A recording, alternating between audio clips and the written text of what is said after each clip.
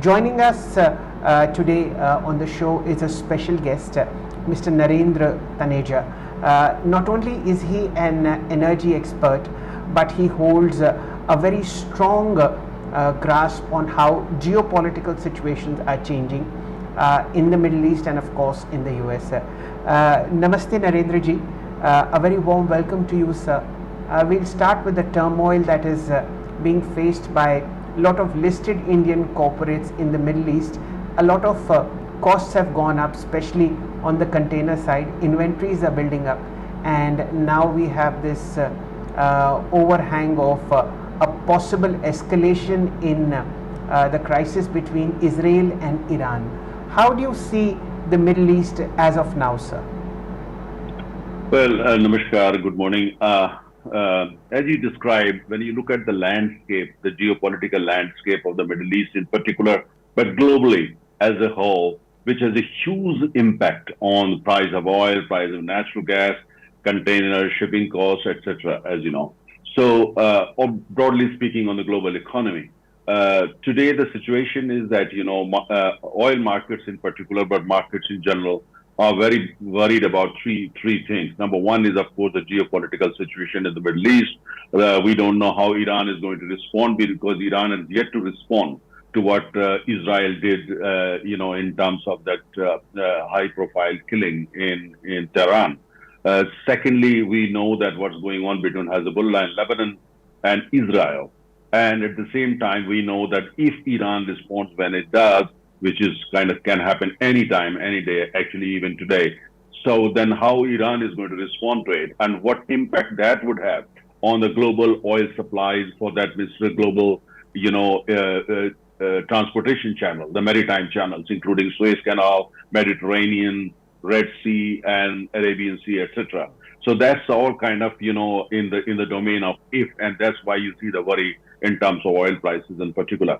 The second aspect is, of course, now there's that reports that American economy is probably slowly going in the direction of a recession, not a deep recession, shallow recession, but that's worrying oil markets in particular tremendously. And third aspect is, of course, China. China is the second largest, importer of oil, is a huge market.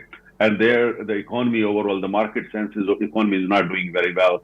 Diesel consumption has gone down, oil consumption has all gone down, their exports have gone down, and China is keeping up a brave face that everything is fine, but market is more or less convinced that China's economy is in deep trouble. So all these three aspects, and plus, of course, the elections in America, everybody knows, whenever you have elections in America, American government makes sure that oil prices are kept at a low level, because higher oil prices for ordinary consumer America means that they will always vote against whosoever is in the White House. So it's a very complex situation, and that's reflecting in terms of the crude oil prices. So right now, the market focus is entirely on the Middle East. How Iran is going to respond, how deep is going to be the response, and how Israel then is going to kind of, return that. And at the same time, we know that America has sent its naval force in the Mediterranean. So would America get involved? Would Saudi Arabia, etc., keep quiet? Or would the effort to bring all the parties on the table, particularly Hamas on Israel, would that succeed? The reports are that Israel is not in favor of any kind of settlement with Hamas. If that is the case, because that's what the US wants, that's many Western powers want, then what is going to be the final outcome? So all this is playing in terms of oil prices. But the biggest worry is the demand for oil is not going up. Demand is very weak. Supply side, there are no constraints as we speak today in terms of supply channels and supply, routes, etc. So supply is sufficient, demand is not growing. So oil prices actually should have gone down to $70 per barrel, but they're not, thanks to the geopolitical situation. Because when it comes to oil prices, oil is 90% politics, even today, despite renewables, solar, and so on and so forth. So we all got to wait and see. But the situation right now, very tense in the Middle East and therefore in the global oil markets. Well explained, Mr. Taneja. Very good morning to you, Sakshi, this side. Looking at all these scenarios, on the one hand, you are saying the demand is not going up. Second side, supply constraints are not there. And the third side, geopolitics. Looking at that, we are at $81 per barrel. Where do you see the crude oil prices headed now? What could be the peak in case geopolitics, political concerns escalate from here? What could be the peak that we can expect? Well, interesting question. To be very honest with you, nobody knows about what's going to happen to oil prices even tomorrow. You know, if you go by the history of the last 100 years, I mean, nobody has been able to predict it accurately. But let me try. My own sense is that when you look at it in the global landscape, I think because there is sufficient supply, and right now there is no supply disruption. Supply is kind of is going smoothly. But as I said, the demand is a major factor in geopolitics, of course, sitting very hugely large on the landscape. So therefore, my sense is that oil prices probably are going to go. Sometime it will go up to $85 per barrel, may even touch $90 per barrel, but then will drop back to $75 per barrel. So we should be mentally prepared that the band is going to be like $75 per barrel to $90 per barrel, thanks to the geopolitical situation, thanks to the demand and all that. And we all know that OPEC is kind of getting restless, and OPEC wants to intervene. And how do they intervene? The only weapon they have in their hand is to cut production, which they might do. Because if demand does go up and the supply constraints are what they are, if there are any, then OPEC will intervene and they will announce production cut, and then the price will go up. It's important that in OPEC is all mostly about Saudi Arabia. In Saudi Arabia, the kind of modernization plans they have launched, industrialization plans they have launched, post-oil economy work that's going on there, they need oil price at the, $90 per barrel. The question being asked by India and China, big consumers, that why should we pay for it? Why should we subsidize your modernization plan? So we will go by market fundamentals, but that's not how it works in the oil sector. So my own sense is that anything between $75 to $90, don't celebrate if it drops to 75 or even 72. But don't panic if oil prices go to $88 per barrel, unless of course there is a major geopolitical trigger in the Middle East. Ukraine is settled. We have no America elections are there. Biden is still in power. He will not oil prices to go beyond the roof. He will not allow that. America is still kind of has that kind of power.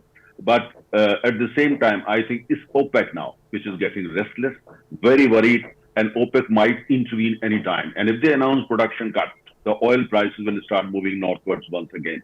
So it's just like politics. Oil prices game, the entire game is like watching a very exciting, interesting, soap opera. It's like, the OTT kind of thing. So that's the situation like.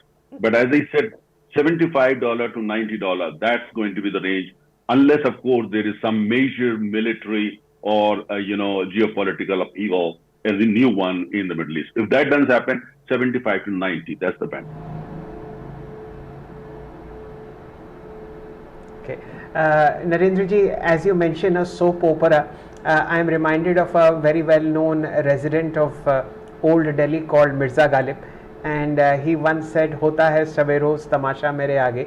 I am sure that explains the global oil market in one line totality. Let's look at how overtly this toolkit gang is now harming Indian interests. Earlier this was hidden, but now you see maybe some political parties aligning to this narrative that everything and anything that is happening in India is incorrect. Of course, this comes at a time when the central ruling party is no longer commanding a majority in parliament. How do you see the Indian political landscape shaping up? Well, interesting question. Oil is 90% politics, both global and domestic. Any country, go to Russia, go to the US, go to even Saudi Arabia, India is no exception. So politically, what's happening that, India is rising, but at the same time, many countries, Western countries in particular, they want India to rise because growing economy is good news for them. But we also saw what happens in Bangladesh. India has a Bangladesh policy, which was very independent, very robust, was doing very well. But they were big Western powers. They were unhappy with it. They intervened to stop India. That's the allegation. Now, the question is that if you're rising and you kind of rise to become a power in your own right, there are many countries that are going to stop you. The same is happening in the domestic politics. When you look at the domestic landscape, I mean, political parties in the opposition, for that matter, other political, they are not really bothered about it. That what is good for India? Do they really look at economy, look at global narratives which are being built, or the leaks on the kind of things they do care about? No. They just care that, look, hey, here, there is a report, it's going to be an issue. We can take it to parliament, ask for JPC, take it to people, turn it into a major political hot potato or at least a kind of campaign. And if it works for them, it works for them. It goes to disadvantage of India, who cares? That's how politics works. In most democracy, look what's happening in the US. Do they have big picture? Do many of these people in democracies in western part of the world or in eastern part of the world care about the interest of the country or the ordinary people or the ordinary consumer? Simple answer is no. They don't. They don't see beyond what is good for them. They're looking for opportunities which they can convert into big political issues on the ground for the ordinary people because they don't understand the complexities. And if it brings political dividends to them in terms of election here, election there, or the vote share and all that, they're happy with it. If in the process you as a country are the loser, who cares? So that's how it works, unfortunately. I mean, as part of my work, I interact with all of them, all sides, all that, and I know how. For instance, which country, name any big economy like India, one of the top 5 economies in the world today, where, for instance, you offer electricity, which is so complex, so expensive to produce, for free. Look what's happening in Punjab, what's happening in Delhi, for free, electricity free. Imagine. And the same goes for a political party in Uttar Pradesh recently offered free 5 liters of petrol to everybody. Imagine something that you import, 86% of oil that you can import. So in India, we have gone to that extent where we actually are ready to play any kind of politics. We don't care about the national interest. We don't care about the future of the country. We don't care about, for instance, even the interest of the ordinary people, the very same people you are supposed to work for. So when it comes to politics, all people see across the world, in democracy in particular, their own, short interest. Everything is just, so nobody really cares about the countries and national. These are hard words, but I'm just talking of the hard reality because your viewers are mostly economic viewers. They understand business. So we kind of, need to understand. That's how it unfortunately works. And by the way, globally, look what's happening in the US. Mr. Taneja, another thing that I want to ask you is that at what level does the crude price really start to get tricky for the Indian markets and the economy? Till when are we looking at it comfortably? But from when does it start becoming, concern? Well, you see, when you look at the broad economics of India and balance of payment and, uh, uh, trade deficit, affordability in terms of ordinary consumers, let's not forget 70% Indians still live below energy poverty line, 70%. It's a large number. And I'm talking of India. Globally speaking, there are about 3.6 billion energy poor in the world. And they are the one who consume oil, gas, everything, electricity and all that. So in India, I think thanks to our economy and the quality of economy as a whole, I think if prices are in the region of $80 per barrel, that's average, $80 per barrel, I think we can deal with it. We as an economy can deal with it. But if it goes beyond 80, then I think, it starts pinching us and pinching it starts very hard. If it stays at $85 per barrel, it's very bad news for us. Now look at the other side, economy. Those countries which are producing oil in deep water, ultra deep water, where the cost of production is very high. When you go in the sea, deep water, it's cost of production, like in the Bay of Bengal, we are doing it in India. In shallow water, you are doing off Bombay. That's not so expensive, but deep water, very, very expensive. Exploration deep water, very expensive. Cost of one well can be like $100 per barrel, and the well may turn out to be just dry, no oil. So that's the kind of economics of oil in particular. The gas is the same story. But countries like Saudi Arabia, their cost of production is about, less than $50 per barrel. In some cases, about $35 per barrel. In Russia, its average is about $40 per barrel. I mean, they may dispute it, but I'm just sharing with you the number that I have got. So overall speaking, if oil prices are in the region of 80, it's a win-win for both big, large importers, consumers like India, China, and even Japan and the US. And at the same time, when it comes to big export like Saudi Arabia or other countries. So $80 per barrel is a kind of, price which works for the whole world, for global economy, for big exporters, and for the big importers. But anything that goes beyond it is a bad news. It may help Saudi Arabia in terms of modernizing its economy, but it doesn't work for India in particular. It doesn't work for China, by the way. It certainly doesn't work for the United States. And so therefore, $80 is working for us so far. It's hard. We are paying a heavy price. It's a huge cost for the ordinary, consumer, especially for those below energy poverty line. But as I said, we can manage it. It has a political cost, and because there are high taxes in India and so on and so forth. But I think it works. But $80 is something that works for India and globally also. Okay. So $80, ladies and gentlemen, is ephemerally the line on sand as far as oil prices are concerned. Beyond that, it's difficult for consumers such as us, and below that, it's difficult for producers such as the OPEC. Mr. Taneja, you have more than a deep peek inside the thinking of the present government, and that brings to an interesting question, which is the energy PSUs. They have been, how should I say, used as vehicles for sort of, let me euphemistically put it, help the nation sort of regulate its oil bill and keep consumers, how should I say, not exactly unhappy but not happy either. There is this theme running in the market that the next space for a very sharp appreciation in capital over the next 2 or 3 years is the energy listed space in the PSU segment. What do you think are the 2 or 3 imperatives that the government of India wants to do for companies such as ONGC, the oil marketing companies, and of course the entire power sector and the natural gas space, all PSUs? Well, that's a very interesting question. You see, when you look at, for instance, India's energy security, we look at the large economies of the world, like 5 or 6, 7 large economies. We are the one, not China. China is kind of secure, but we are very vulnerable because we import, 86% of our requirement of oil, 54% of, requirement of our natural gas. Even in solar, 80% equipment we use panels and cells and all that we import.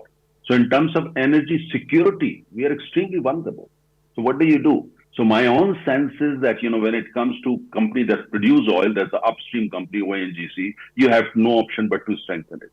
When it comes to natural gas and all that, you have no option but to strengthen GAIL, whatever you need to do for that. But when it comes to downstream, that's an area where I think the government should be a little bit more kind of dynamic and alert.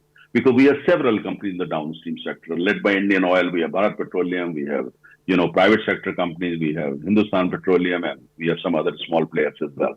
Now, I think that's the area where we can start. When you look at India's top energy companies, oil companies in particular, majority of our companies, most of our companies are not future ready. Are they ready for future? Let's say 5 years down the line, 10 years down the line, 15 years down the line, in terms of modernization, quality of governance, in terms of the kind of role hydrogen, renewables, nuclear are going to play? Answer is no, they're not.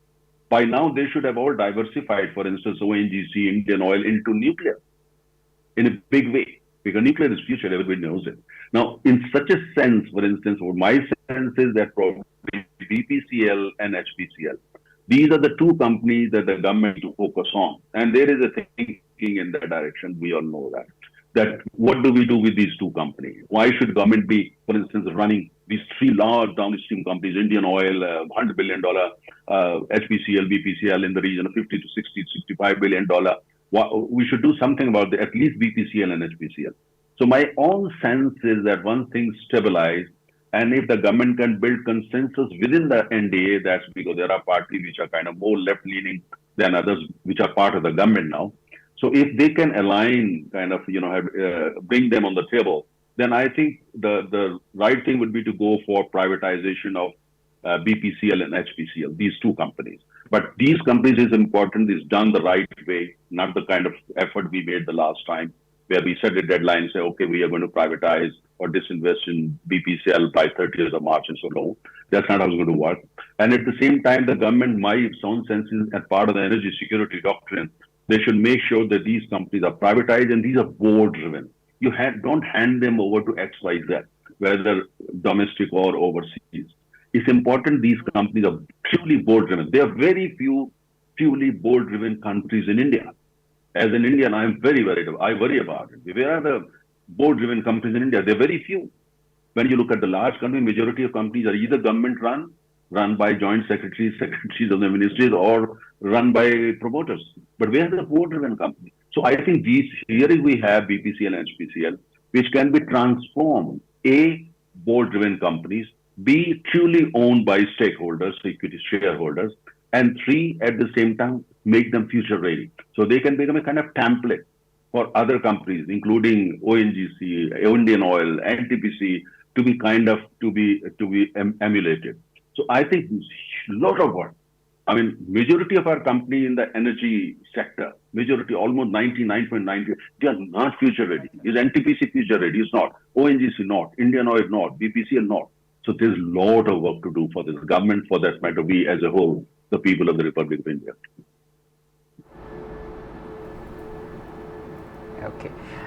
Thank you, Mr. Taneja. It's such a pleasure to listen to how the global geopolitics and the market for crude oil changes perceptions and